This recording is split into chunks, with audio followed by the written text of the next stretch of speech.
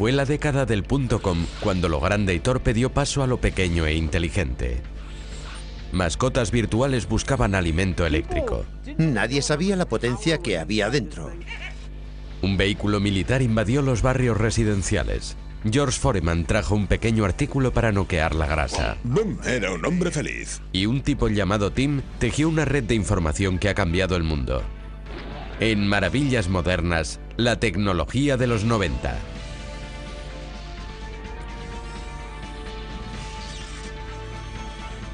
Maravillas Modernas, la tecnología de los 90. El fundador y consejero delegado de la empresa propietaria de este almacén y otros 26 como él trabajaba en su garaje en 1995. Hoy es uno de los hombres más ricos del mundo. La señal fue descubrir que el uso de la World Wide Web crecía un 2300% al año. Eso era en 1994. Y me puse a pensar qué clase de negocio se podía construir en la red. Al comprender que el ciberespacio sería una gran plataforma comercial, Jeff Bezos analizó los productos estrella de las ventas por correo y decidió crear una librería virtual. Amazon.com abrió esta página al mundo el 16 de julio de 1995. La tienda virtual, que ofrecía más de 1 millón de títulos, vendió libros en los 50 Estados Unidos y en 45 países más en su primer mes.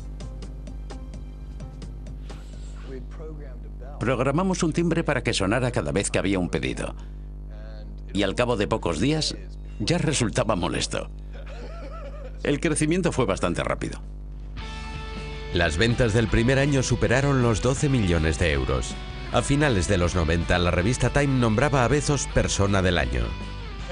A principios del 99, Jeff Bezos se propuso convertir su empresa vendedora de libros en una que vendiera cualquier cosa por Internet.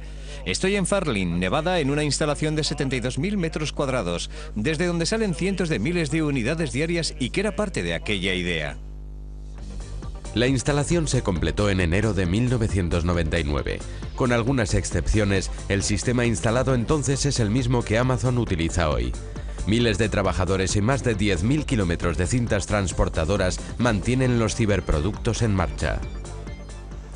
Al principio los recogedores se paseaban con un papelito con los artículos de cada cliente. Hoy usamos pistolas lectoras inalámbricas. Aunque organizamos las estanterías, no es un sistema cuadriculado. Los libros se almacenan donde sea y el recogedor recibe instrucciones que lo llevan allí.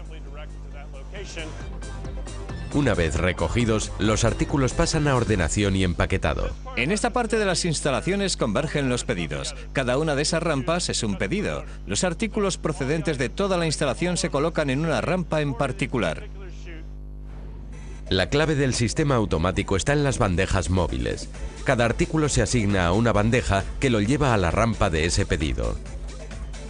Como las bandejas se mueven a velocidad uniforme, el sistema calcula el tiempo exacto de desplazamiento hasta la rampa asignada. En el momento adecuado, la bandeja libera el producto. Cuando un pedido se completa, una luz advierte de que hay que empaquetarlo. Debo admitir que cuando abrimos el edificio en 1999 no sabíamos manejar este equipo con eficiencia. Pero hoy Amazon ha convertido el proceso en pura ciencia. Y sus envíos desde 27 almacenes distintos están muy lejos de sus orígenes de garaje. Reunir el capital inicial para Amazon.com fue muy difícil. La primera pregunta que debía responder a cualquier inversor, tal vez a todos, era ¿qué es Internet? Aquello era normal entonces. La mayoría no sabía ni lo que era Internet ni la World Wide Web. Aunque se utilizan los términos Internet y World Wide Web indistintamente, no son sinónimos. Internet conecta redes informáticas pequeñas a otras más grandes y, en último término, a un sistema global de redes.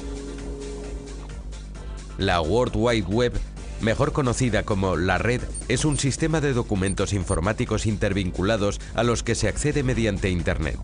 La red es una gran porción de Internet, pero esta también se utiliza para correo electrónico, mensajería instantánea y transferencia de archivos.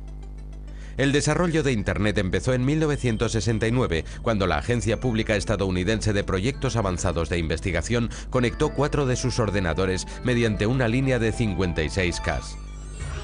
21 años después, en otoño de 1990, había 313.000 ordenadores conectados a Internet. Sin embargo, el gobierno norteamericano solo hizo accesible esta primitiva Internet a la investigación. Y a diferencia del entorno gráfico que hoy aceptamos sin más, la pantalla era una tabla en blanco que exigía conocimientos expertos de comandos de texto. La World Wide Web cambió todo aquello. Mientras trabajaba en la Organización Europea de Investigación Nuclear, la CERN, el científico británico Tim Berners-Lee vio la necesidad de un sistema más accesible para compartir información por Internet. Al aplicar el hipertexto a los documentos informáticos intervinculados en Internet, Berners-Lee creó el Protocolo de Transferencia de Hipertexto, o HTTP, y acuñó el término World Wide Web. En invierno de 1990 construyó las 3 herramientas necesarias para una red operativa. El primer servidor de red, el programa navegador o aplicación utilizada para navegar por la red, y las páginas web que describían el proyecto. El 6 de agosto de 1991, Berners-Lee decidió hacer la World Wide Web pública y gratuita para que siguiera creciendo, lo cual revolucionó la comunicación y la informática. ¿Cómo podemos acceder a miles de millones de páginas web con el clic de un ratón? Cuando introducimos una URL o dirección en el navegador, se selecciona una página web específica en un servidor. Los enrutadores dirigen la petición desde nuestro ordenador por toda la red hasta ese servidor y este nos envía la información que despliega la página web. Y algunos enrutadores avanzados de hoy tienen la capacidad de 92 terabits por segundo. 2.000 millones de veces más rápidos que la línea original de 56K de 1969. Aunque 7 de cada 10 norteamericanos usan Internet, Norteamérica queda tercera por detrás de Asia y Europa en volumen de cibertráfico. En junio de 2007, más de 1.000 millones de personas, alrededor del 17% de la población mundial, habían usado Internet. Imaginemos cuando el número crezca al 50, el 80, el 90% de la población mundial compartiendo la vida, las experiencias, los conocimientos, la información. Fundamentalmente cambia lo que somos como sociedad. Aunque el navegador era el portal al mundo de la información, aún había que conocer la dirección de una página para acceder a ella. ¿Y si no la conocemos? Para eso está Google. Google es lo que se llama motor de búsqueda y es capaz de dirigirnos a las páginas web pertinentes trepando por la red y ordenando su cada vez más enorme cantidad de información. La información en Internet crece a un ritmo tan asombroso que se calcula que dentro de 3 años se duplicará cada 11 horas. Entonces, ¿qué pasa cuando usamos Google para buscar a Britney Spears? El motor de búsqueda utiliza arañas que trepan por la red, explorando regularmente todas sus páginas. Estos datos se introducen en un índice muy parecido al de un libro. Cuando solicitamos una búsqueda, el programa de Google busca el índice y ordena las coincidencias en orden de relevancia. Y en este caso, recibimos más de 49 millones de resultados en solo 0,04 segundos, porque Google posee incontables ordenadores unidos en todo el mundo dedicados a buscar en su índice. Sin embargo, esta página tan popular no fue siempre tan extensa. Dice que el índice contenía unos 25 millones de páginas, y entonces ya era grande. Ahora tenemos miles y miles de millones de páginas. Google, fundada por 2 alumnos de la Universidad de Stanford, Larry Page y Sergey Brin, se lanzó en septiembre de 1998. Un Google, escrito G-O-O-G-O-L, es un número muy grande. Es la cifra 1 seguida de 100 ceros. Y Google es una variante de la palabra Google, que describe nuestra misión de recoger y organizar grandes cantidades de información. Aunque Google no revela cuántos servidores posee, algunos expertos calculan que no pueden ser menos de 450.000. Sin embargo, en 1998, Google contaba solo con 30 muebles como este. Cada mueble alojaba 80 ordenadores con chips Intel Pentium II. Como el centro de datos les cobraba por metro cuadrado, apilaban los ordenadores a razón de 4 por estante. A finales de 1998, Google respondía a 10.000 peticiones diarias. Justo 2 años después, el número era ya de 100 millones. Sin embargo, los 90 trajeron muchas más innovaciones de Internet.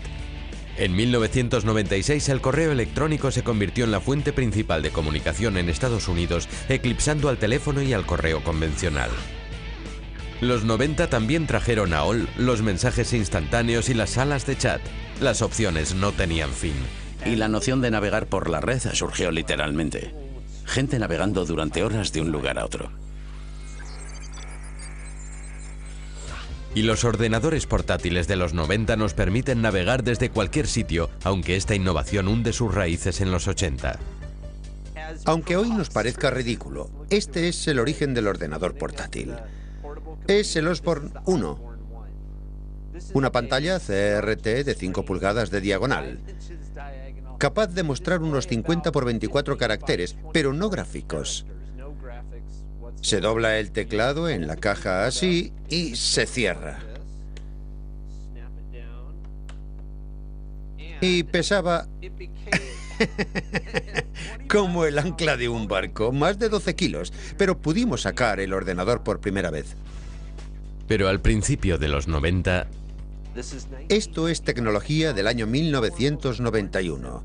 El PowerBook 170, con todos los accesorios de un portátil moderno.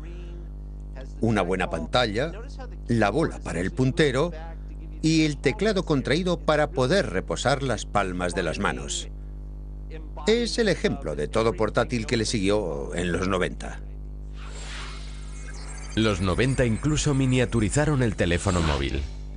Hacemos más pequeño el procesador, la memoria, la pantalla, la batería especialmente, añadiendo nuevos elementos como esta tapa, que se parece al comunicador de Star Trek.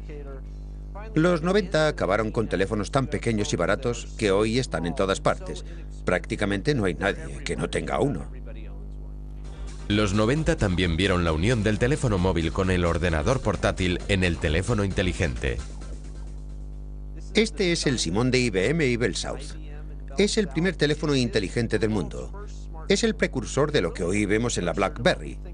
Lleva un calendario y los otros elementos que hoy consideramos normales, aunque en la época la idea de llevar tanta potencia en la mano era revolucionaria. Mientras que la creación de la World Wide Web transformaba el ordenador en un nuevo medio de entretenimiento e información en los 90, el uso de la informática en las mascotas virtuales creó una amenaza para la seguridad nacional.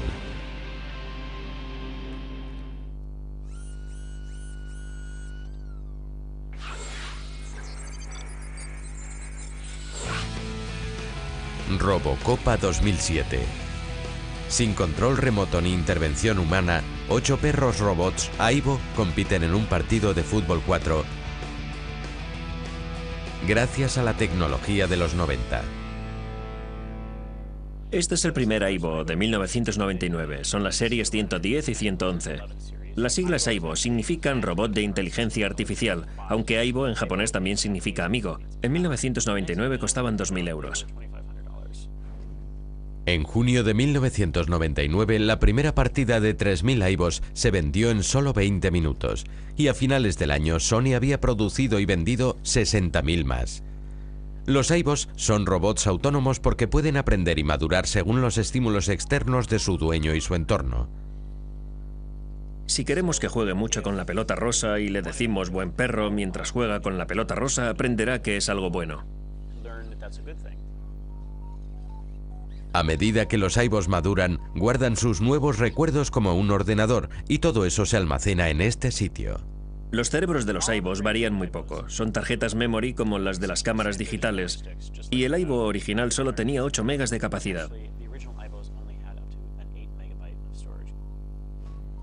Las articulaciones del roboperro permitían 20 movimientos distintos. Un sensor de la cabeza reaccionaba al tacto y había un micrófono para el sonido, una videocámara para las imágenes y un detector de distancia. El Aibo fue la cima de la explosión de las mascotas virtuales de los 90, que empezó con el Tamagotchi. Un Tamagotchi es una mascota virtual alojada en una carcasa en forma de huevo. Significa huevo en japonés, un huevo bonito y adorable. La popularidad del Tamagotchi explotó en Estados Unidos en 1997. Fue asombroso. Hacían colas en la calle para ver esto. En su mejor año, el Tamagotchi vendió más de 40 millones de unidades en todo el mundo, y lo asombroso es que eso equivale a 15 unidades por minuto. 3 botones permitían al propietario alimentar a la mascota, jugar con ella, comprobar sus niveles de hambre y felicidad e incluso realizar la tarea menos favorita de un propietario, la limpieza. Y si no se le cuidaba adecuadamente, el Tamagotchi estiraba la pata como una mascota real. 2 baterías botón de 1,5 voltios mantenían en marcha la criatura virtual, y todas las órdenes pasaban por un chip informatizado que casi doblaba la potencia del ordenador portátil Osborne 1 de 1981. Creamos la mascota virtual. Nadie lo había hecho antes. Pero tan solo un año después, las pequeñas criaturas digitales tuvieron un competidor tangible y peludo. No hay duda de que los 90 no estarían completos sin hablar de Furby. Se presentó en el año 1998 y fue la primera robomascota autónoma del mundo. Como robot, es capaz de mover cosas como las orejas, la boca y los ojos. También habla el idioma llamado Furbés. Cuanto más se jugaba con nuestro amigo peludo Furby, hablaba menos furbés y parecía aprender nuestro idioma. Lo que hacía en realidad era ir revelando hasta 100 palabras preprogramadas. A causa de esto se creyó erróneamente que los Furbys repetían las palabras que se decían a su alrededor, y algunas instancias del gobierno vieron en el juguete una amenaza a la seguridad nacional. Es más, la Agencia Nacional de Seguridad de Maryland prohibió a sus empleados introducir en sus edificios a sus peludos pequeñajos el 13 de enero de 1999. Nadie sabía realmente lo que pasaba. No sabían exactamente la potencia que había dentro de esto y algunos se asustaron.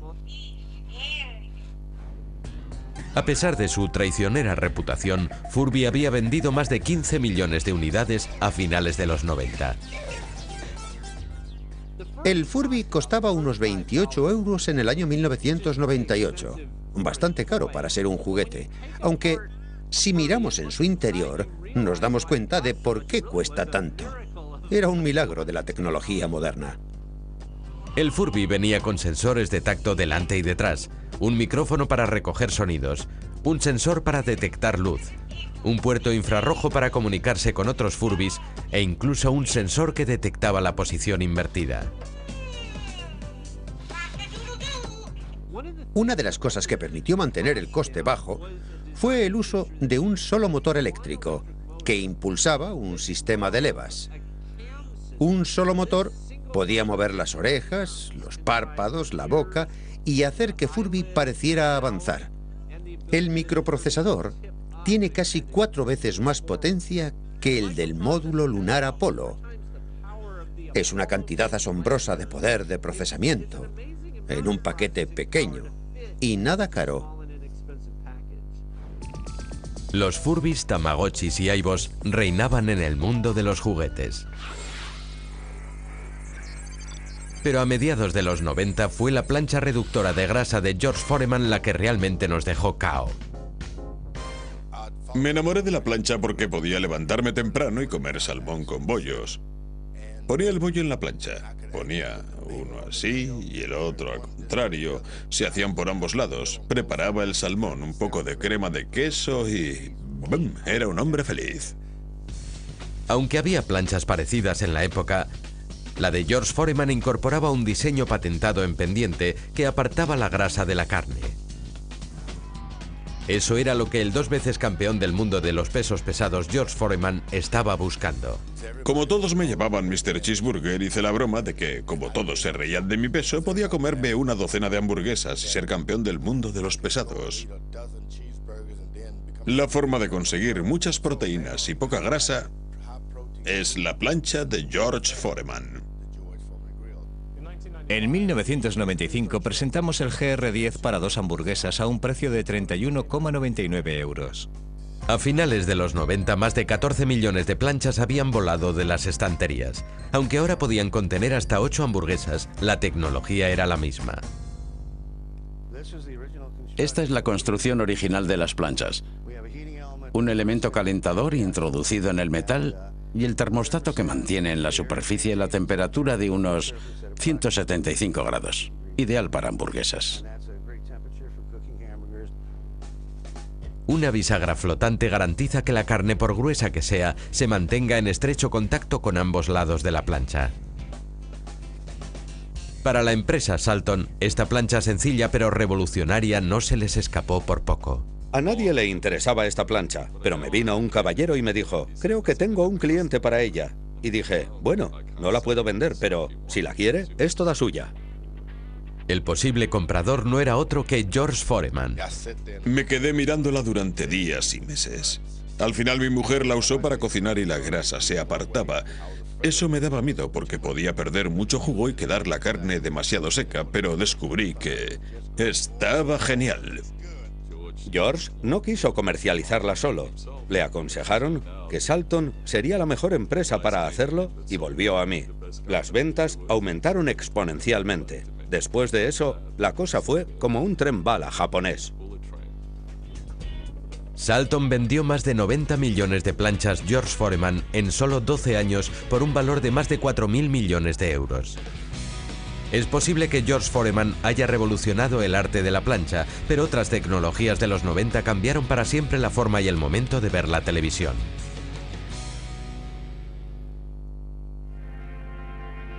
Si entramos en una tienda de electrónica, nos veremos rodeados por indispensables aparatos digitales nacidos en los 90. La revolución digital de los 90 no solo trajo la sobrecarga de información, sino formas infinitas de practicar el sillón ball. Por ejemplo, el DVD, presentado en diciembre de 1995. A primera vista, un DVD es muy parecido a un CD. Tienen el mismo diámetro y grosor y sus datos digitales se codifican en una larga espiral de picos y valles microscópicos. Pero con 4,7 GB de capacidad, un DVD almacena casi 7 veces más datos que un CD. Eso se debe a que los picos y valles son 4 veces más pequeños en un DVD, haciendo la espiral más larga y apretada. Y a diferencia de un CD, un DVD puede tener hasta 4 capas de datos, aumentando su capacidad a casi 26 veces más que un CD. Y aunque los DVDs son 3 veces más pequeños que los Laserdisc analógicos de los 80, pueden almacenar más del doble de datos. Para el consumidor, por primera vez era posible introducir una película entera y algo más en un solo disco.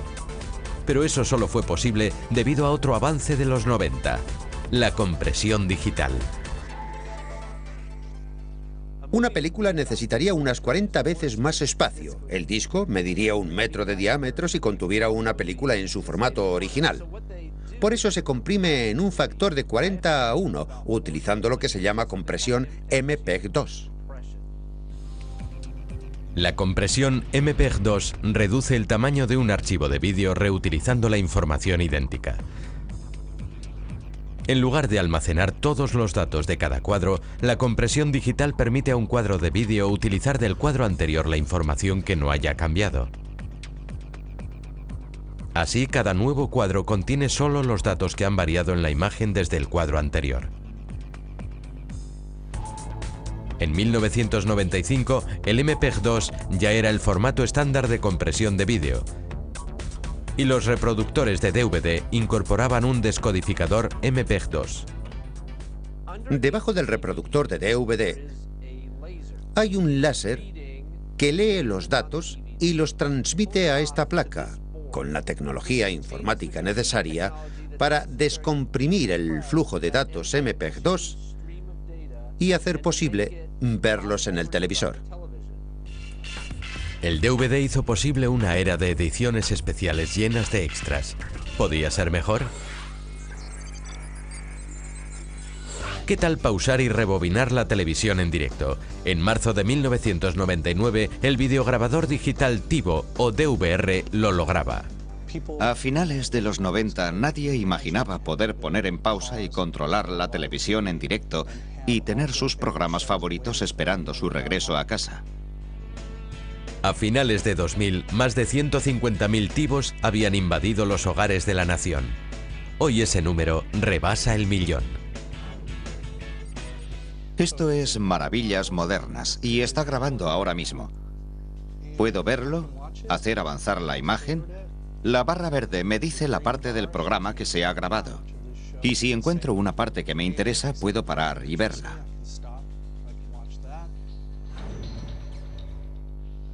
En la época, una de las cosas que permitió al TiVo ser el TiVo fue encontrar un codificador MPEG en tiempo real para convertir la televisión analógica normal en televisión digital. El vídeo se envía mediante este chip, desarrollado por TiVo, que llamamos intercambiador de medios, y que queda grabado en este disco duro. El primer TiVo, con una capacidad de 14 GB, podía grabar un programa cada vez y almacenar hasta 14 horas de programación. Los TiVos de hoy pueden grabar 2 programas a la vez y almacenar hasta 300 horas. Incluso podemos transferir programas grabados al ordenador, escuchar nuestra música y crear sesiones de diapositivas en el aparato. Por supuesto, las diapositivas digitales del TiVo no serían posibles sin la cámara digital. Y la primera cámara de consumo totalmente digital se remonta al modelo Dicam 1 de 1990. Esto es patético para las exigencias de hoy. Es la única palabra posible. Para empezar, es en blanco y negro.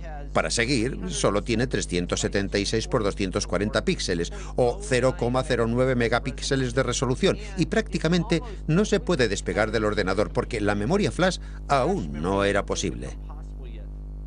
¡Sonríe, Furby! La Dicam podía almacenar 32 imágenes comprimidas en blanco y negro. Tuvieron que pasar 4 años para que la Apple QuickTake 100 se convirtiera en la primera cámara accesible en color. Vemos que aún no se había normalizado la forma. Se parece más a unos prismáticos que a una cámara digital. Es de 640 por 480, 0,3 megapíxeles y tiene memoria flash, pero solo para almacenar 8 imágenes a plena resolución. Y solo un año después, la Casio QV10 establecía la norma con su pantalla de cristal líquido. En el año 1995, la cámara digital ya había evolucionado hasta la forma que conocemos hoy. Lleva una lente, una carcasa y una pantalla detrás que nos permite ver las fotos que hacemos y revisar las que hay en la memoria. Las modernas cámaras de 8 megapíxeles están muy lejos de las primeras cámaras de los 90. Veamos qué ocurre al comparar una imagen de hoy con el límite de 0,09 megapíxeles de 1990.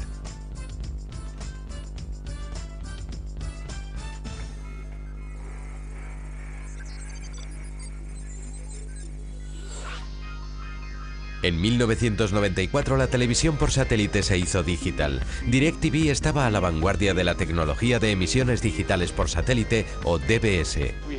Despega un satélite de DirecTV. Antes del DBS las antenas parabólicas eran del tamaño de una bañera y no existía programación regular. Hoy los amantes de la tele tienen platos del tamaño de una pizza y montones de canales. Hubo mucha gente que no creyó que funcionara. Es más, creyeron que era tecnología para incautos. Pero lo digital es el elemento clave que nos permite la compresión y tener muchos más canales en el transponedor. Abrimos con 70 canales y llegamos a 200 en poco tiempo. Además de la compresión digital, la llegada de satélites de alta capacidad a principios de los 90 permitió una parabólica más pequeña. El centro de emisión DirecTV de Los Ángeles controla más de 1.600 canales. Este es el centro de operaciones DirecTV de Los Ángeles. Está más o menos igual que cuando se construyó en 1999. Las señales que recibimos del exterior se redirigen a esta sala y se muestran en los monitores que tengo detrás. Sé que parece un trabajo estupendo, pero esta gente no está viendo la televisión. Está vigilando la televisión para garantizar un funcionamiento adecuado. Tras comprimir y encriptar las señales, el centro de emisión las manda a los satélites DirecTV a 35.500 kilómetros de la Tierra. Los satélites reciben la señal en una antena parabólica, la amplifican y otra parabólica la devuelve a la Tierra, donde la antena del espectador la recoge. La parabólica envía la señal al receptor, que la transmite al televisor. El lanzamiento de DirecTV en 1994 desató la impaciencia de los teleadictos. En el primer año hubo 1 millón de suscriptores. A finales de los 90 había 8 millones y hoy tenemos más de 16 millones. Entre el DVD, el DVR y la parabólica, nuestra devoción digital sigue fuerte. Pero otro chisme imprescindible de los 90 nos conquistó de verdad. Hoy sin él estaríamos perdidos, literalmente. 17 de enero de 1991, Operación Tormenta del Desierto. Algunas de nuestras tecnologías favoritas de los 90 empezaron como proyectos de defensa nacional. Y durante la Guerra del Golfo, los soldados americanos incorporaron una herramienta de defensa que les permitió recorrer el enorme y aparentemente infinito desierto de Irak con precisión y facilidad. La tecnología de los 90 que lo hizo posible era el GPS o Sistema de Posicionamiento Global del gobierno estadounidense. El sistema de posicionamiento global probó su utilidad operativa y militar en la tormenta del desierto, permitiendo a nuestros soldados recorrer el desierto con soltura por primera vez. El Departamento de Defensa estadounidense inició el desarrollo del GPS en 1972 para seguir a sus unidades militares y dar precisión a las armas. Y se concedió una cantidad considerable de fondos para colocar en los satélites unos sensores capaces de detectar y localizar actividades nucleares de gobiernos extranjeros. El 17 de julio de 1995, el sistema de posicionamiento global de 11.000 millones de euros entró en pleno funcionamiento. Es la constelación de satélites militares más grande del mundo. En cualquier momento hay al menos 24 satélites activos en órbita semisíncrona a 20.000 kilómetros de la Tierra. Eso significa que cada satélite gira alrededor del planeta 2 veces al día. Se distribuyen por igual en 6 planos orbitales, de modo que al menos 6 satélites estén en contacto visual con cualquier punto de la Tierra. ¿Para qué sirve eso? Esto es un receptor de mediados de los 90. Salió más o menos en el 96. Sabe que estamos en cierto sitio y lo trazará a medida que caminemos. Ahora estoy en un punto totalmente nuevo, a varias decenas de metros del punto de partida. El receptor recibe de los satélites y recalcula mi posición a cada momento, por lo que sabe los pasos exactos que he dado para llegar aquí. ¿Cómo nos dice el GPS dónde estamos? Al determinar su distancia a por lo menos 3 satélites, el receptor de GPS da nuestra posición por un cálculo que se llama trilateración o triangulación. En cuanto el receptor calcula su distancia a un satélite, se sitúa en la superficie de una esfera que rodea a ese satélite. Si dibujamos una esfera alrededor de un segundo satélite, la superficie de ambas esferas se cortará en un círculo perfecto. La superficie de una esfera alrededor de un tercer satélite cortará el círculo en 2 puntos. Uno de esos 2 puntos se localiza en la Tierra, y esa será nuestra posición. Pero durante los 90, el GPS no fue siempre tan preciso y fiable para los civiles. Había un elemento de disponibilidad selectiva que provocaba un error intencionado para que los usuarios no autorizados recibieran una señal de navegación menos precisa. Es más, a lo largo de los 90, este error aleatorio que cambiaba lentamente nos colocaba hasta a 100 metros de nuestra posición. El presidente Clinton decidió en mayo de 2000 desconectar la disponibilidad selectiva. De pronto, el GPS podía precisar nuestra posición en un margen de 3 metros. En el Centro Schreiber de Operaciones de GPS de las Fuerzas Aéreas de Colorado Springs, Colorado, el segundo escuadrón de operaciones especiales garantiza el funcionamiento correcto de los satélites en todo momento. Siempre hay operadores comprobando la salud de algún satélite. Revisamos las presiones, las temperaturas, las coordenadas de ese satélite en concreto, para garantizar que transmita con la mayor precisión posible. Aunque fue en origen un proyecto del ejército, el mercado civil de receptores GPS es 3 veces mayor que su homólogo militar. Y al igual que el GPS encontró el camino desde el desierto hasta nuestro coche, otra pieza de equipo militar utilizada en la tormenta del desierto pasó del campo de batalla al garaje de casa. Tras la tormenta del desierto, la Corporación General AM tomó el vehículo multipropósito de alta movilidad, o Humvee, y lo convirtió en el Hammer. El Hammer original, o H1, tenía el mismo tren motor, chasis, carrocería y suspensión que su versión militar. En 1992, nada menos que Arnold Schwarzenegger se convirtió en el primer propietario de un Hammer. El H1 se vendía por unos 55.500 euros en 1992. Pero fue en 2003 cuando un segundo modelo Hammer más barato y ligero, el H2, llegó al mercado y este todoterreno se hizo más corriente. En el concesionario Bergstrom Hammer de Milwaukee, Wisconsin, están listos para cumplir las fantasías militares de toda mamá de futbolista. Bien, vamos a empezar con un 4 High. El 60% de la fuerza estará en las ruedas traseras y el 40% en las delanteras. Cuando llegue al primer obstáculo, que es un conjunto de rocas, pasaré a bloqueo de 4 High, lo cual me dará igual tracción en las 4 ruedas. Va a ser un poco movido, pero podremos pasar con facilidad. Con 495 Nm de par motor, el Hammer puede subir una pendiente del 60% y un escalón de 33 centímetros.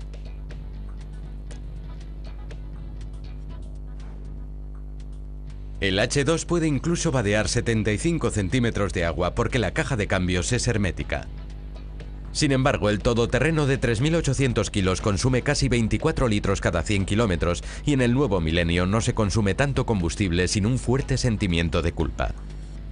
Por eso hay ahora un Hammer más pequeño, el H3, que mantiene las prestaciones del H1 y el H2, pero pesa 900 kilos menos y es casi medio metro más corto. Y gasta 13 litros a los 100, poco más de la mitad que el H1.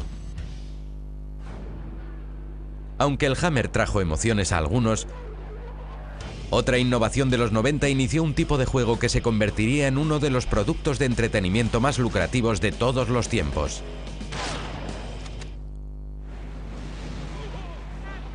En el siglo XXVI, razas alienígenas han invadido la Tierra. Cañón en ristre depende de nosotros salvar a la humanidad. Halo 3, publicado el 25 de septiembre de 2007, es el tercero de la serie de Microsoft para el sistema de juegos Xbox. Las ventas del primer día solo en Estados Unidos alcanzaron los 135 millones de euros, convirtiéndose en el producto de entretenimiento que ha logrado mayor recaudación en un solo día. Halo 3 es un juego llamado de disparos en primera persona cuyos orígenes se remontan a los 90. Fue el 5 de mayo de 1992 cuando el desarrollador de juegos de ordenador ID Software publicó Wolfenstein 3D, sorprendiendo a los jugadores de todo el país. La simple visión de Wolfenstein 3D hizo alucinar a todos. Era un mundo con el que se podía interactuar. El jugador se convertía en el protagonista. Pero el mundo 3D de Wolfenstein no lo era en absoluto. Lo llamamos 2,5D, porque todo lo que se veía eran planos, figuras dibujadas que llamamos sprites. Era una especie de cartón troquelado de los monstruos. Se estiraban y escalaban en pantalla para hacerse más grandes o más pequeños según la distancia a la que estábamos de ellos. Aunque Wolfenstein 3D fue uno de los primeros juegos de disparo en primera persona, fue la producción de Doom en 1993 por ID Software la que estableció el género, y luchar contra demonios y zombies malvados quitaba un poco de hierro al acto de matar. En todos los sentidos en que Wolfenstein 3D era innovador e irreverente, Doom aceptó el envite. Veo lo que tienes y pongo el doble. A diferencia de Wolfenstein, Doom era mucho más tridimensional. Había distintas alturas y plataformas. Incluso había amplios paisajes exteriores. Una de las claves del éxito de Doom fue su condición de shareware. Podías descargarte gratis el primer episodio.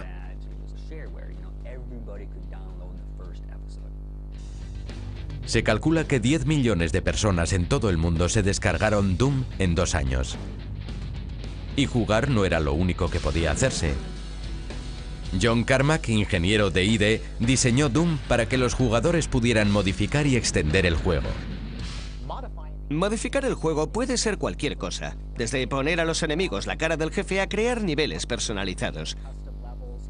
Así que con Doom tomé la decisión consciente de que todo lo utilizado para crearlo podía suprimirse añadiendo otra cosa encima.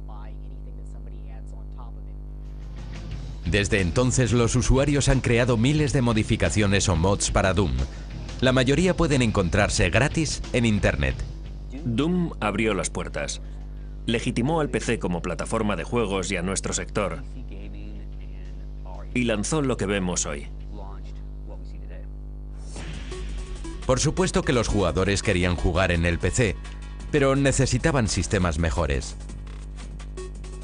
Así las consolas de videojuegos sufrieron un cambio importante sustituyendo cartuchos con discos. El 3 de diciembre de 1994, Sony lanzó la PlayStation, la primera videoconsola capaz de reproducir videojuegos en disco. Una videoconsola como la PlayStation es un aparato creativo. Al poner el CD en la unidad, lo introducimos en todo un sistema informático que activa el código de ese CD. El código se carga en una memoria y hay un ordenador potente y un procesador gráfico potente capaces de inventar las escenas que aparecerán en el televisor según lo que el usuario haga con los controles. Ha sido una tecnología de los 90 que ha levantado miles de ampollas en los pulgares de los hombres. Y como muchas tecnologías de los 90, podemos añadirla a la lista de aparatos electrónicos básicos en la vida diaria. Pero a finales de los 90, con la llegada del nuevo milenio, se extendió el pánico a nuestra dependencia del ordenador. Por supuesto, la cosa pasó. Nuestro mundo digital siguió girando.